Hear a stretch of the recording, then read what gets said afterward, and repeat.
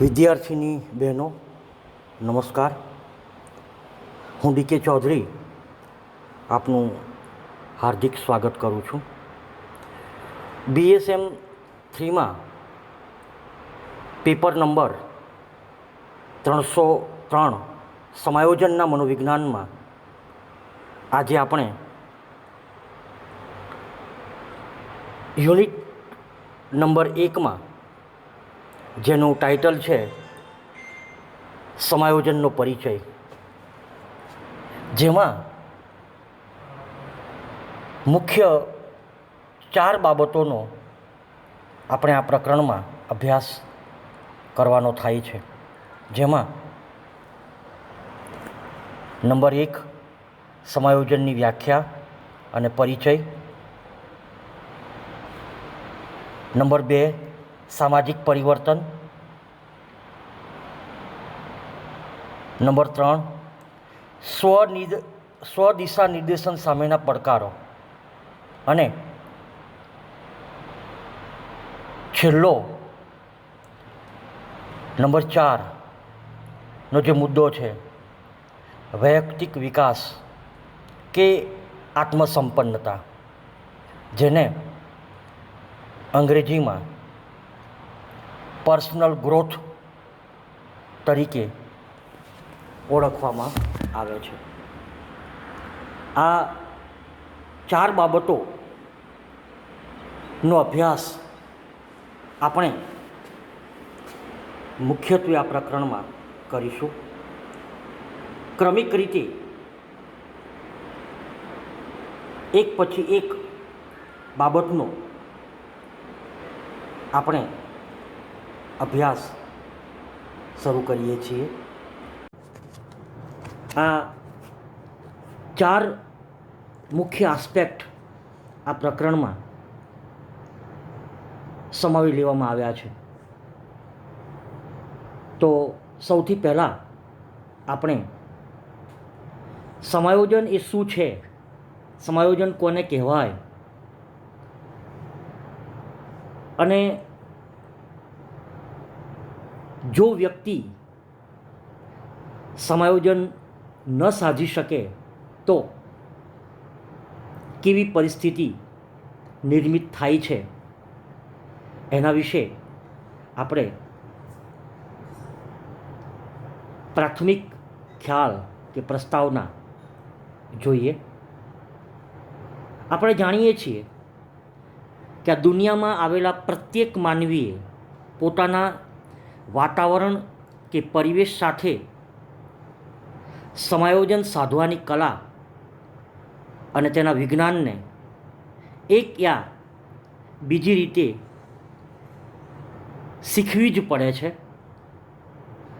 જે વ્યક્તિ આ કલા અને વિજ્ઞાન શીખી શકતી નથી અથવા તો ક્યાંક શીખવામાં ઊણી ઉતરે છે, તે વ્યક્તિ એક પ્રકારનો માનસિક તણાવનો અનુભવ કરે છે. 20મી સદીને ચિંતાની સદી, એજ ઓફ એન્ઝાઇટી તરીકે ઓળખવામાં આવે છે. એ સંદર્ભમાં કદાચ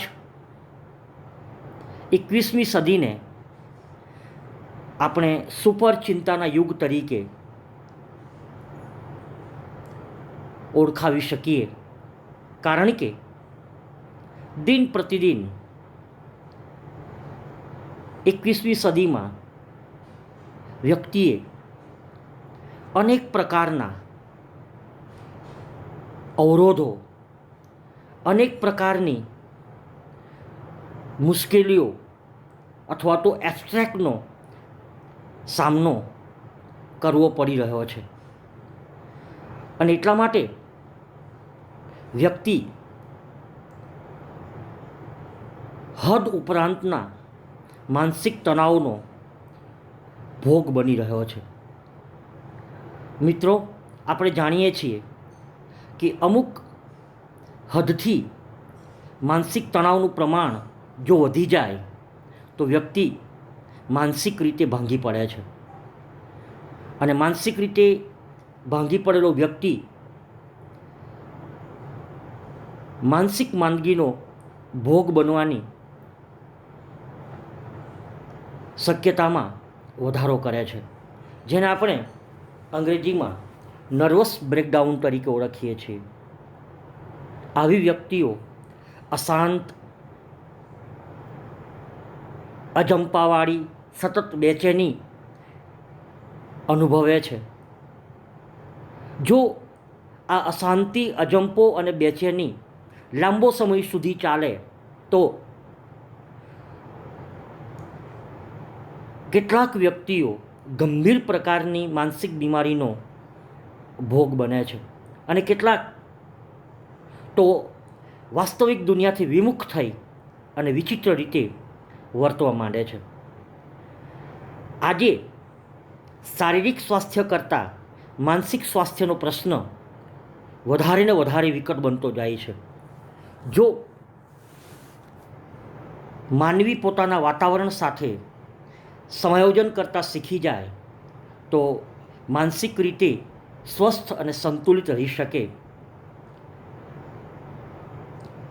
આજના માનવીના વ્યક્તિત્વની વાત કરીએ તો કોણ જાણે કેમ 21મી સદીના માનવીનું વ્યક્તિત્વ ધીરે ધીરે વેર વિખેર કે છિન્ન ભિન્ન થઈ રહ્યું છે.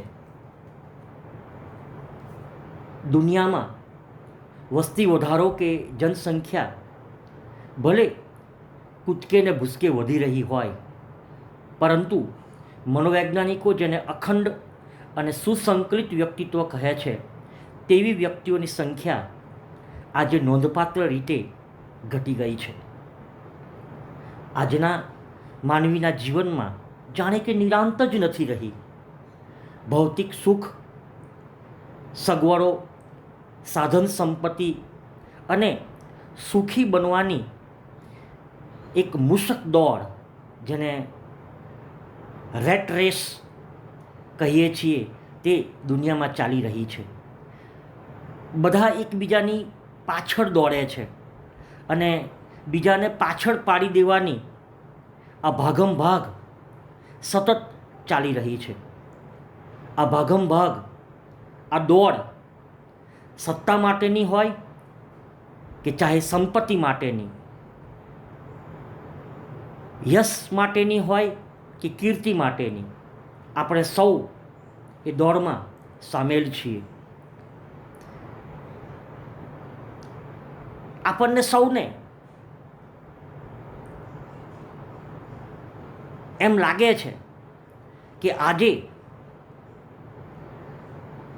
જો આપણે નહીં દોડીએ, આજે આપણે ભેગું નહીં કરી લઈએ તો કદાચ કોણ જાણે આવતીકાલ કેવી હશે. એટલે કે ભવિષ્યમાં સુખ ચેન મળશે તેવી આશામાં ને આશામાં આપણે આપણા વર્તમાન જીવનના સુખ ચેન માણી શકતા નથી. આ વિષમ અને વિકટ પરિસ્થિતિને હળવી કરવી હોય તો માનવીએ પોતાના જીવનના મનોભારોનું, એટલે કે સ્ટ્રેસ મેનેજમેન્ટ કરવાની આવડત એની પાસે હોવી જોઈએ.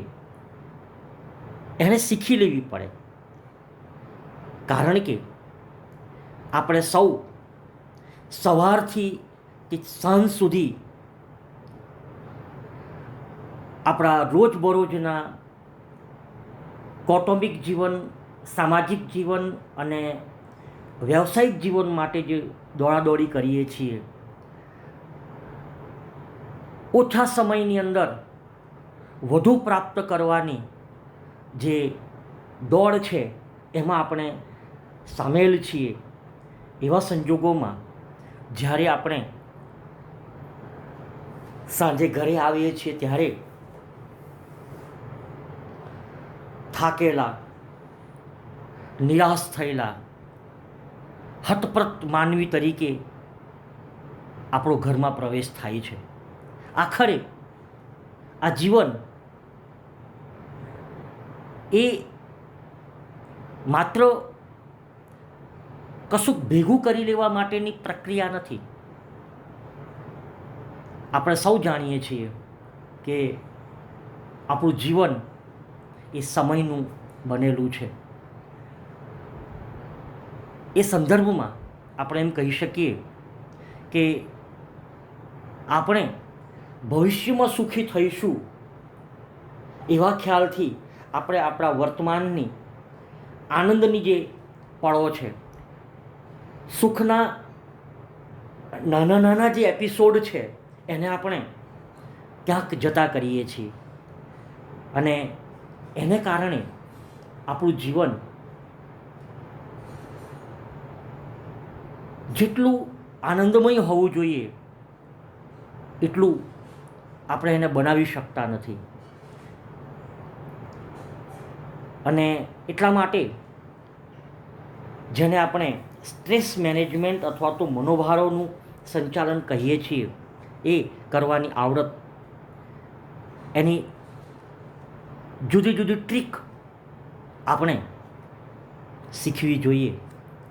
મનોવિજ્ઞાનની એક શાખા તરીકે સમાયોજનના મનોવિજ્ઞાનમાં મુખ્યત્વે આવા જ પ્રશ્નોની ચર્ચા અને ચિંતન કરવામાં આવ્યું છે. સમાયોજનના વિસ્તૃત અભ્યાસના ક્ષેત્રમાંથી આ પહેલા પ્રકરણમાં આપણે સૌથી પહેલાં સમાયોજન એટલે શું તે વ્યાખ્યાઓના સંદર્ભમાં અને એનું વિશ્લેષણ કરીને સમજવાનો પ્રયત્ન કરીશું. નંબર 2, સમાયોજનની પ્રક્રિયાના લક્ષણો. નંબર 3, સમાયોજનની પ્રક્રિયાનું મનોવૈજ્ઞાનિક વિશ્લેષણ. અને અંતમાં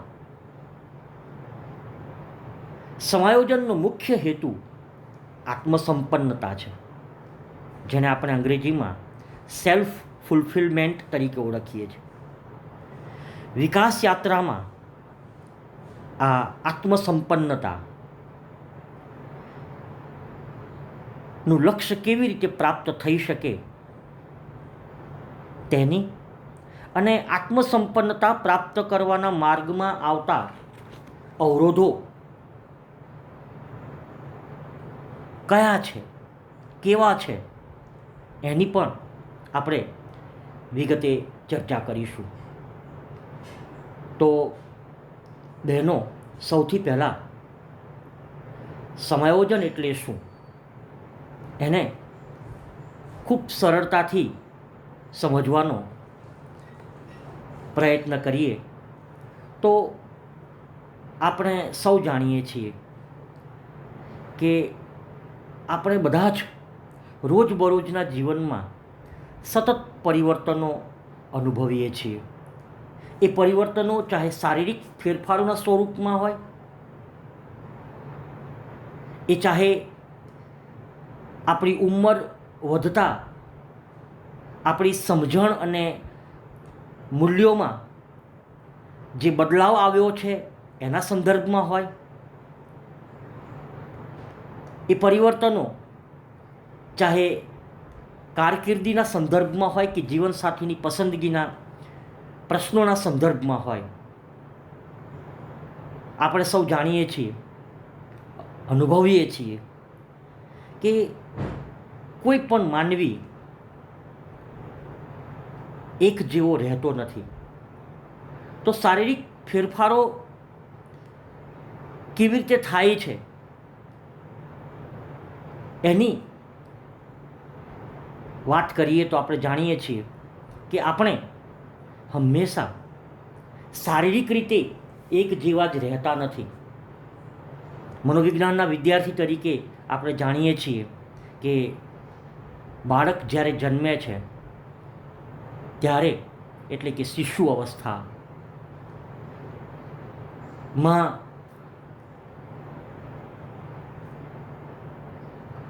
એનું જે સ્વરૂપ, એનું જે રૂપ અથવા તો એનું જે બોડી સ્ટ્રક્ચર હોય છે એ એવું ને એવું રહેતું નથી. એ બાલ્ય અવસ્થા, એ કિશોર અવસ્થા, એ યુવા અવસ્થા અને પ્રૌઢ અવસ્થા અને છેલ્લે વૃદ્ધાવસ્થામાં જે ફેરફારો થાય છે એ ફેરફારોના આપણે સ્વયં સાક્ષી છીએ. એ જ રીતે જેમ જેમ આપણી ઉંમર વધતી જાય છે તેમ તેમ આપણી સમજ સતત બદલાય છે. યુવાનીમાં જે બાબતો આપણા માટે મહત્ત્વની હોય છે એ બાબતો કે જેના માટે આપણે ખૂબ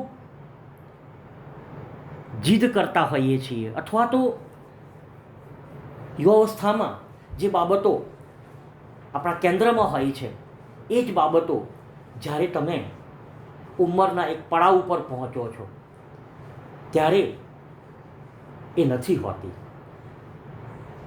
એ સમયે તમને પોતાને જ એમ લાગે છે કે મારી જુવાનીની અંદર જે ફિલોસોફી હતી, જુવાનીમાં મારી જે જુદા જુદા વિષયોના સંદર્ભમાં સમજ હતી એ ખોટી હતી. પણ આપણે જાણીએ છીએ કે સમય સમયનું, અવસ્થા અવસ્થાનું કામ કરે છે. પણ ઉંમર વધતા આપણી સમજણ બદલાય છે, આપણા મૂલ્યો પણ બદલાય છે. મૂલ્યોનો મતલબ એથિક્સ, સાચું ખોટું, યોગ્ય અયોગ્ય, અથવા તો જે બાબતો ઉંમરના એક પડાવની અંદર આપણા માટે મહત્ત્વની નથી હોતી એ ઉંમરના બીજા પડાવની અંદર એ ખૂબ મહત્ત્વની બને છે. આપણા વેલ્યુઝ બદલાય છે. બહેનો,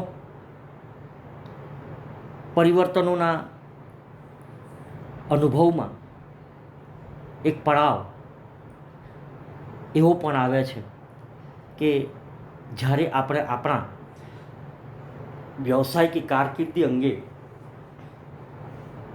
ખૂબ જ ધીરજથી, ખૂબ જ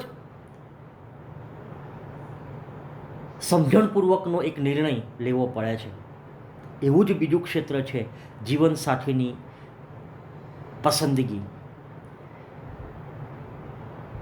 આ એવા સંવેદનશીલ વિષયો છે કે જેના વિશે આપણે શાંત ચિત્તે ખૂબ જ વિચારીને નિર્ણય કરવા પડે છે. મતલબ આપણી આસપાસનું અર્થકારણ, સમાજકારણ, રાજકારણ નીત નવા પલટા માર્યા કરે છે અને એ પલટાની સાથે સાથે આપણે પણ પલટાવવું પડે છે. એવું નથી કે ફેરફારો આપણી અંદર જ થાય છે. આપણી સાથે સાથે આપણા વડીલો, આપણા ભાઈ બંધુઓ સૌ વૃદ્ધિ અને વિકાસનો અનુભવ કરે છે. આપણા જીવનસાથીમાં પરિવર્તન આવે છે. આપણા લગ્ન વખતે જે ઉત્સાહ અને ઉમંગ આપણામાં હોય છે તેમાં ધીરે ધીરે ઉણપ આવે છે. સમય જતાં મિત્રો વિખૂટા પડી જાય છે. આપણા આત્મીય સ્વજનોમાંથી મોટાભાગનાએ ચીર વિદાય લઈ લીધી હોય છે. આ બધા પરિવર્તનો વચ્ચે એક જ વાત ચોક્કસ છે કે મિત્રો, આપણી આવતીકાલ આજના કરતાં ઘણી બધી રીતે જુદી હશે અને આ વાસ્તવિકતાનો સ્વીકાર આપણે સૌએ કરવો રહ્યો. મિત્રો, 2019 પહેલાંના દિવસોને 2020 પછીના દિવસો સાથે સરખામણી કરો તો તમને બખૂબી સમજાઈ જશે કે એક ટૂંકા ગાળાની અંદર, મહિનાઓની અંદર આપણા પર્યાવરણની અંદર, આપણે જ્યાં રહીએ છીએ ત્યાં આપણી આજુબાજુની અંદર કેટલા મોટા ફેરફારો થઈ ગયા. આ કોરોના કાળમાં પહેલાં કરતાં કેટલું બધું બદલાઈ ગયું એનો અનુભવ આપણને સૌને છે. અને એ જ સંદર્ભમાં આપણે કહેવું હોય તો એમ કહી શકીએ કે જીવનમાં જોવા મળતા આવા પરિવર્તનોને પહોંચી વળવાની પ્રક્રિયાને પરંપરાગત રીતે આપણે સમાયોજન તરીકે ઓળખીએ છીએ. સમાયોજનની એક બીજી નાનકડી વ્યાખ્યા તમને યાદ રહી જાય એવી એ છે કે પરિવર્તન સાથે અસરકારક રીતે કામ પાર પાડવું એટલે સમાયોજન.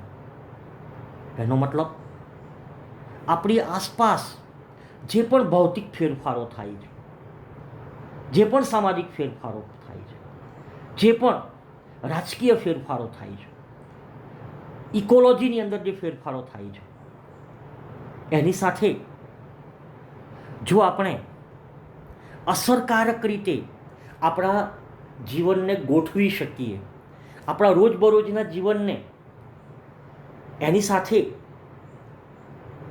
ગોઠવી શકીએ તો એ પણ સમાયોજન છે. એક ત્રીજી વ્યાખ્યા પરસ્પર વિરોધી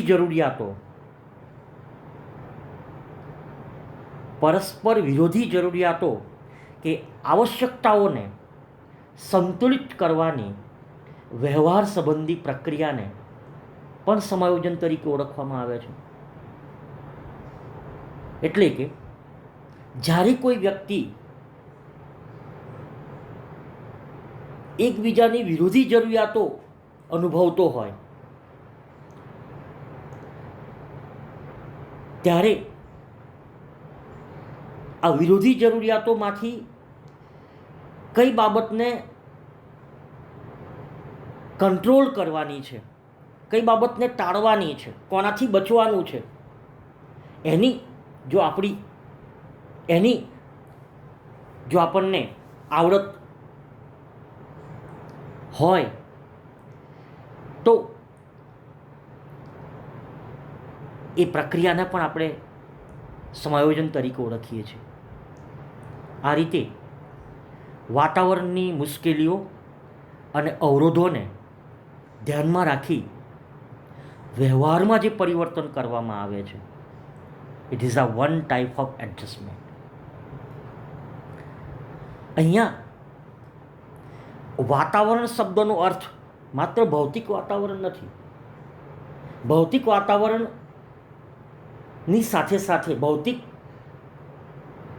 વાતાવરણમાં આવેલા પરિવર્તનોની સાથે સાથે સામાજિક પરિવર્તનોને પણ સાથે વણી લેવાના છે, સાંસ્કૃતિક પરિવર્તનોને પણ સાથે વણી લેવાના છે, આર્થિક પરિવર્તનોને પણ સાથે વણી લેવાના છે. અને એ રીતે ઓવરઓલ આપણે કહેવું હોય તો એમ કહી શકીએ કે વ્યક્તિ જે દુનિયામાં રહે છે, વ્યક્તિ જે પર્યાવરણમાં રહે છે, ત્યાં જો એની આસપાસ થતા પરિવર્તનોની સાથે એ કદમથી કદમ મિલાવી શકે તો એ સમાયોજન છે. સમાયોજન શું છે એને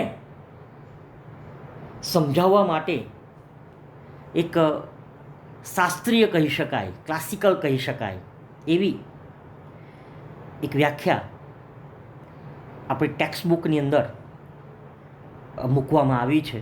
આપણે એને સમજવાનો પ્રયત્ન કરીએ. સૌથી પહેલાં હું વ્યાખ્યા તમારી સામે રજૂ કરું છું. તમારી સ્ક્રીન ઉપર પણ એ વ્યાખ્યા ડિસ્પ્લે થઈ છે. જુઓ, આપણે આપણી જરૂરિયાતોને સંતોષવા માટે આપણી પાસે જે અપેક્ષાઓ રાખી હોય તેને પૂર્ણ કરવા માટે અને અન્ય સાથેના સંતોષપ્રદ સંબંધો જાળવવા માટે આપણે આપણી જાતમાં એટલે કે આપણા સેલ્ફમાં અને આપણા વાતાવરણમાં જે ફેરફારો કરીએ છીએ તેને સમાયોજન તરીકે ઓળખવામાં આવે છે. બહેનો, વ્યાખ્યા ભલે થોડી લંબાણપૂર્વકની છે. આ વ્યાખ્યા મારા મતે સમાયોજનને સમજાવવા માટેની એક મિનિંગફુલ ડેફિનેશન છે. તો એક બાબતને એમાંથી વીણીને હું તમને સમજાવવાનો પ્રયત્ન કરું. સૌથી પહેલી લીટી જુઓ. આપણે આપણી જરૂરિયાતોને સંતોષવા માટે આપણે સૌ જાણીએ છીએ કે આપણી જુદા જુદા પ્રકારની જરૂરિયાતો, એ પ્રાથમિક કક્ષાની જરૂરિયાતો હોય, દ્વૈતિક કક્ષાની જરૂરિયાતો હોય કે પછી તૃતીય કક્ષાની જરૂરિયાતો હોય. આપણે સૌ જાણીએ છીએ કે આપણા જીવનનો મોટા ભાગનો સમય આપણી જરૂરિયાતોને પૂરી કરવા માટે આપણે વાપરવો પડે છે. અને એટલા માટે એમ કહી શકાય કે સમાયોજન એને કહેવાય કે જે વ્યક્તિ પોતાની જરૂરિયાતોને સંતોષવામાં સફળ થાય છે. બીજી લીટી જુઓ. આપણી પાસે જે અપેક્ષાઓ રાખી હોય તેને પૂર્ણ કરવા માટે. કોણે રાખી છે અપેક્ષાઓ? આપણે સૌ જાણીએ છીએ કે એઝ અ હ્યુમન બિંગ આપણી પાસે આપણો સમાજ એટલે કે સમાજના એક ભાગ તરીકે આપણા માતા પિતા, આપણા ભાઈ બંધુ, આપણા આસપાસના આપણા સગાવાલાઓ, ઓવરઓલ સોસાયટી આપણી પાસે કંઈક અપેક્ષા રાખે છે અને એ અપેક્ષાઓને આપણે પૂર્ણ કરવા માટે મથવું પડે છે. આપણે સૌ જાણીએ છીએ કે આપણા જીવનનો એક મોટો હિસ્સો, આપણા જીવનની એક મોટી એનર્જી, આપણા જીવનનો એક સમયનો હિસ્સો આપણે આપણી આસપાસના આપણા પોતિકા વ્યક્તિઓને સંતોષવા માટે, એની અપેક્ષાઓને પૂરી કરવા માટે આપણે સ્પેન્ડ કરવો પડે છે. આપણા માતા પિતાએ ક્યાંક એના સપનાઓ પૂરા કરવા માટે, એમના અધૂરા સપનાઓ પૂરા કરવા માટે આપણી પાસે અપેક્ષા રાખી હોય. આપણા જીવનસાથીની પણ કેટલીક અપેક્ષાઓ હોય, આપણા બાળકોની પણ કેટલીક અપેક્ષાઓ હોય. એ અપેક્ષાઓને આપણે પૂર્ણ કરવી પડે છે. અને ત્રીજી લીટી, અન્ય સાથેના સંતોષપ્રદ સંબંધો જાળવવા માટે, એટલે કે આપણી આસપાસના જે મહત્ત્વના વ્યક્તિઓ આપણા માટે છે એમની સાથે એક સારો સામાજિક નાતો જાળવી રાખવા માટે પણ, એક સંતોષપ્રદ સંબંધને મેન્ટેન કરવા માટે પણ આપણે ખૂબ સમય અને શક્તિ એમાં કામે લગાડીએ છીએ. એટલે કે આપણે આપણી જરૂરિયાતોને સંતોષવા માટે, આપણી પાસે જે અપેક્ષાઓ રાખી હોય તેને પૂર્ણ કરવા માટે અને અન્ય સાથેના સંતોષપ્રદ સંબંધો જાળવવા માટે આપણે આપણી જાતમાં, મિત્રો, સમાયોજન કરવાના બે રસ્તા છે. ક્યાં તો આપણે આપણી જાતમાં ફેરફાર કરીએ અથવા આપણી સામેના વાતાવરણમાં ફેરફાર લાવ્યો. એક સહેલો રસ્તો છે, એક ખૂબ અઘરો કે મુશ્કેલ રસ્તો છે. આપણી જાતમાં પરિવર્તન કરવાનો રસ્તો પ્રમાણમાં સહેલો છે, જ્યારે આપણી સામેના પર્યાવરણને કે આપણી સામેની પરિસ્થિતિને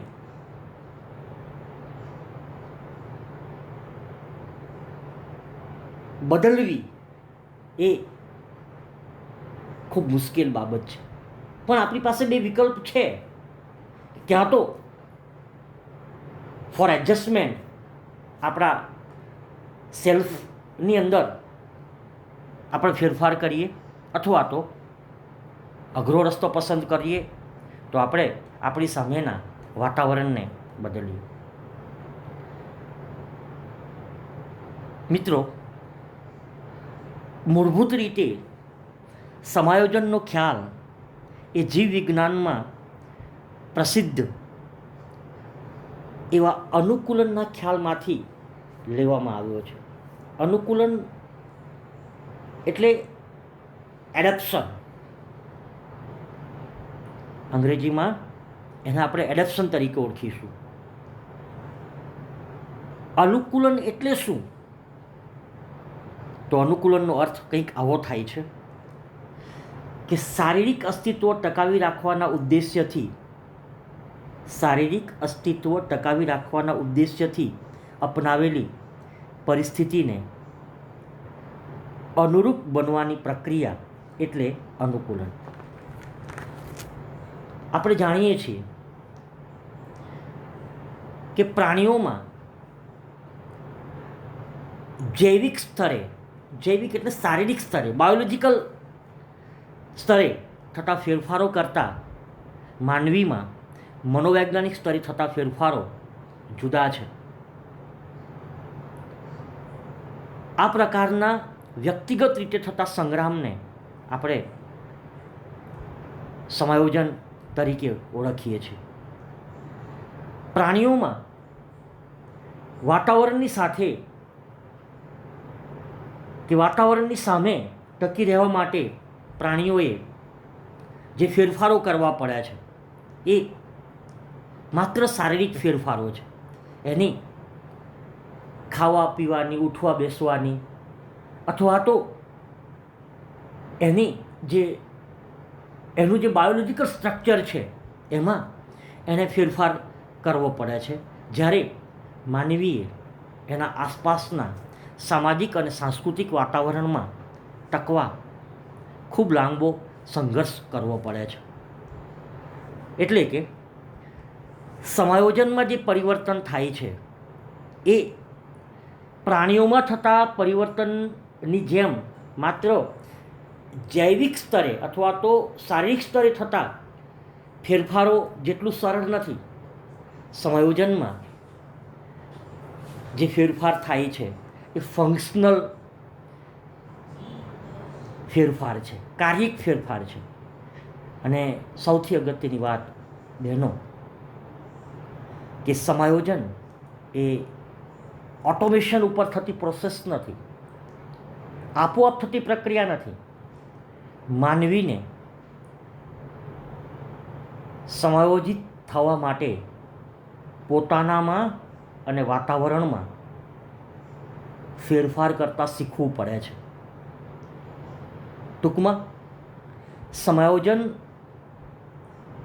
કરવામાં આપણી ખૂબ શક્તિ અને સમય આપણે ખર્ચીએ છીએ. અને એક રીતે જોવા જઈએ તો આપણે સૌ જાણીએ છીએ કે જીવન એ કોઈ ફૂલોની પથારી અથવા જીવન એ કોઈ સરળ રસ્તો નથી.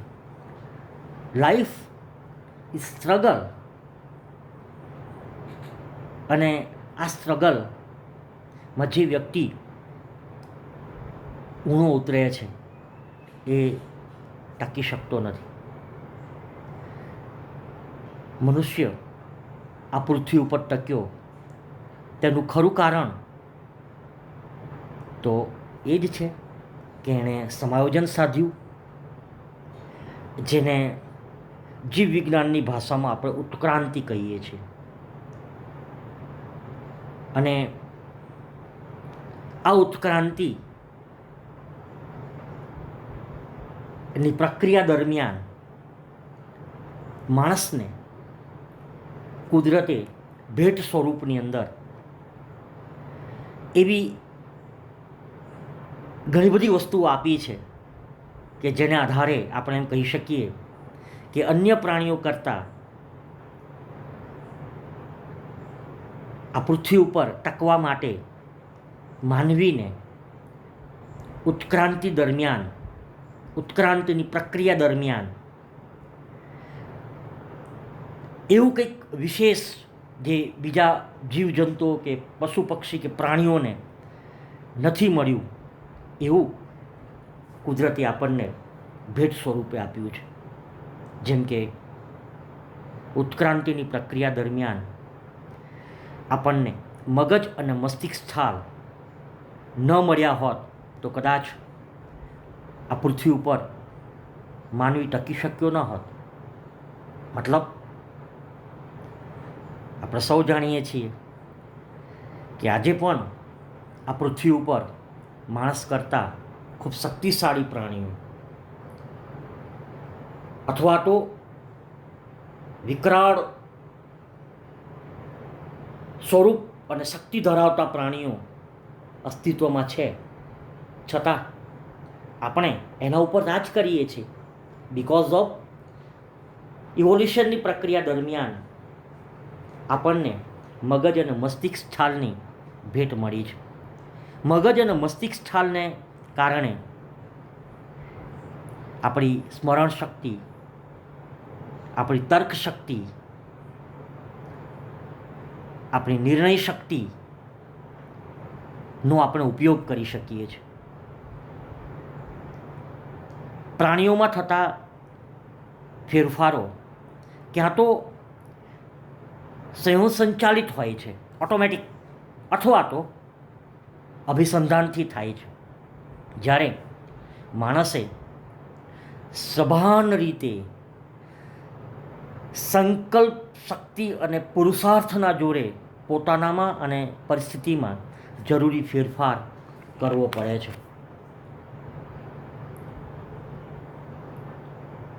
મનુષ્ય પાસે ઉચ્ચ પ્રકારની બોધાત્મક શક્તિઓ છે, જેને લીધે પરિસ્થિતિને પહોંચી વળવામાં, એટલે કે સમાયોજન કરવામાં આપણને વધુ સંસાધનો અને વધુ મોકળાશ મળ્યા છે.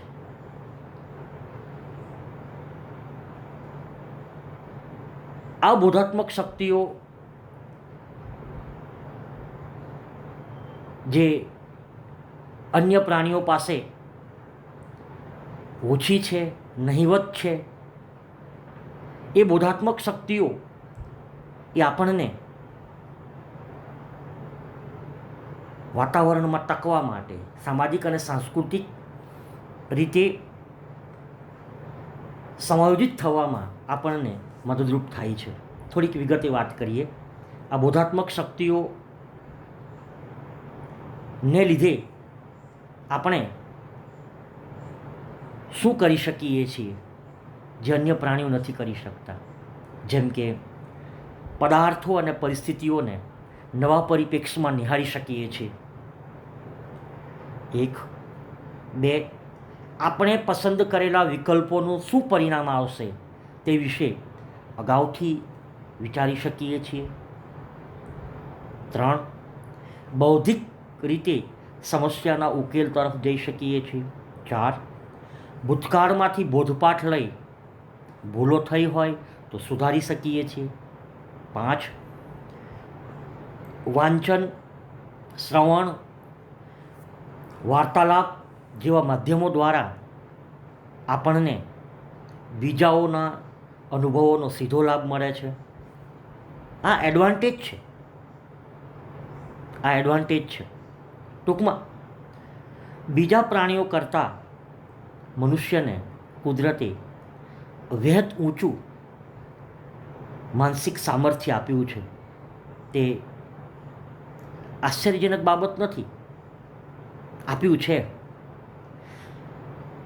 આશ્ચર્યજનક બાબત તો એ છે કે માનવી આ માનસિક સામર્થ્યનો પૂરેપૂરો ઉપયોગ કરતો નથી.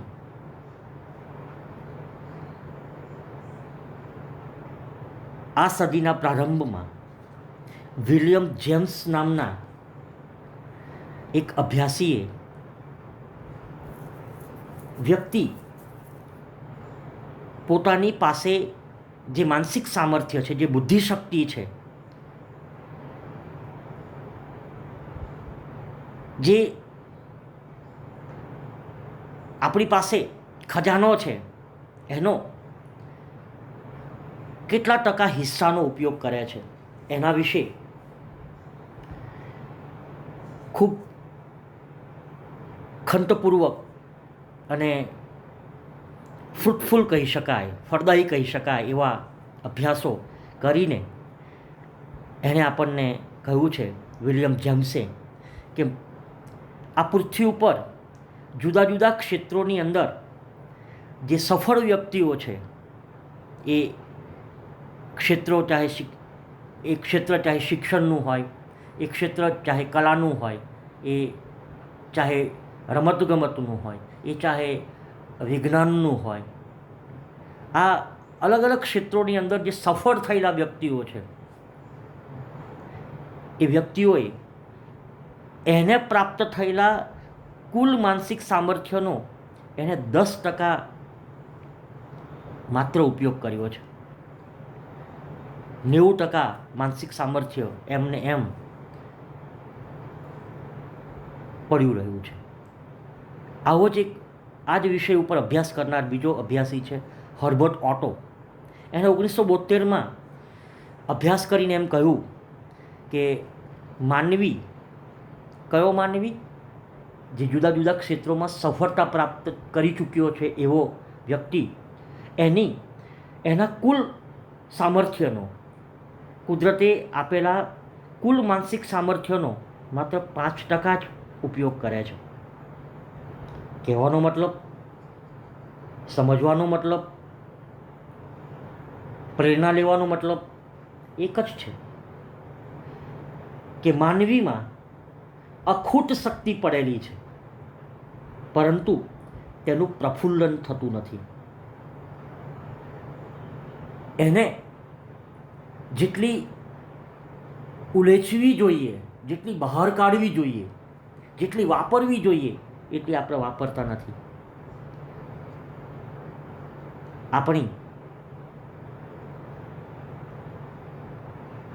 આ એક મર્યાદા છે, અને મર્યાદા એ છે કે આપણે સૌ કસ્તુરી મૃગ છીએ. સુગંધ આપણામાં જ છે, છતાં સુગંધ ક્યાંકથી આવે છે એમ માની અને એને આપણે શોધતા ફરીએ છીએ. આપણા જીવનની આ સૌથી મોટી કરુણા કહી શકાય. સમાયોજનના સંદર્ભમાં